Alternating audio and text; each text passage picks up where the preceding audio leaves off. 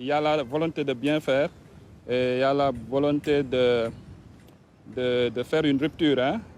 Si on voit les 100 premiers jours, si on observe bien, on voit qu'il y a des belles initiatives qui sont prises pour aller de l'avant. La première chose, c'est qu'il se rapproche vraiment de sa population avec ses ministres. Et là, déjà, c'est un acquis pour pouvoir répondre à nos besoins. Ce que les commerçants vivent en ce moment est difficile.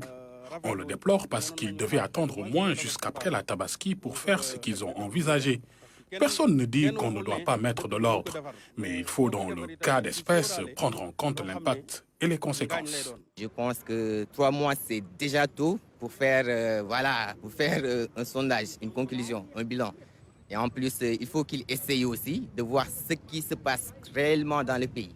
Parce que moi, j'étais très surpris d'entendre le président de la République, de par son Premier ministre, dire qu'il n'était pas au courant, par exemple, des actes qui ont été posés par les collectivités territoriales pour le désenclavement. Ça, c'est très grave. Donc, ils doivent être en mesure d'être à jour par rapport aux Sénégalais. Il a diminué le prix des pains, des denrées de première nécessité, à savoir le pain, l'huile et le riz. Donc, c'est quelque chose à magnifier. Mais cependant, il ne faut pas s'arrêter là parce qu'ici au Sénégal, on voit qu'il n'y a pas une politique de suivi. Donc, des fois, on fait une réduction des prix et 1 mois, 2 mois après, la flambée recommence.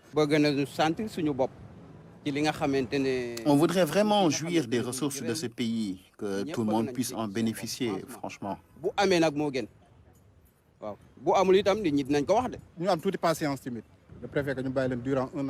Il faut qu'on soit patient aussi, qu'on leur laisse 1 à 2 ans pour voir.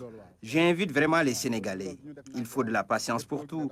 Tout ne se fait pas d'un coup, car, comme dit l'adage, petit à petit, l'oiseau fait son nid.